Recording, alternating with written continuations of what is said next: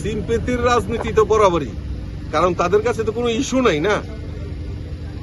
আমি যেটা বললাম যে 21-এ যখন ক্ষমতায় এডিসিতে ক্ষমতায় যখন নির্বাচনের প্রতিশ্রুতি দেওয়া হয়েছিল, তো তাদের কাছে স্বপ্ন কি ছিল যে গ্রেটার ত্রিপুরাল্যান্ড হবে।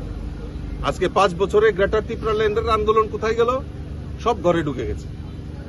আজকে বলা হয়েছিল যে জনজাতি এলাকায় চাকরি দেওয়া হবে, অডাল চাকরি দেওয়া হবে এডিসি এলাকায়। কোথায় চাকরি গেল? জনজাতিদের উন্নয়নের স্বার্থে যারা রাবার প্রডিউসার তাদের স্মোক হাউস করা হবে। কোথায় গেল স্মোক হাউস? একটা অত্যাধুনিক হাসপাতাল তৈরি করা হবে, সে হাসপাতাল কোথায় গেল? খুমলুঙে। তো এইগুলি মিথ্যা প্রতিশ্রুতি দিয়ে যেভাবে নির্বাচনে লড়াই করেছিল, আজকে প্ল্যাটফর্মে দাঁড়িয়ে আজকে 5 বছরের মাথায় দাঁড়িয়ে তাদের কাছে কোনো রাজনৈতিক ইস্যু নেই।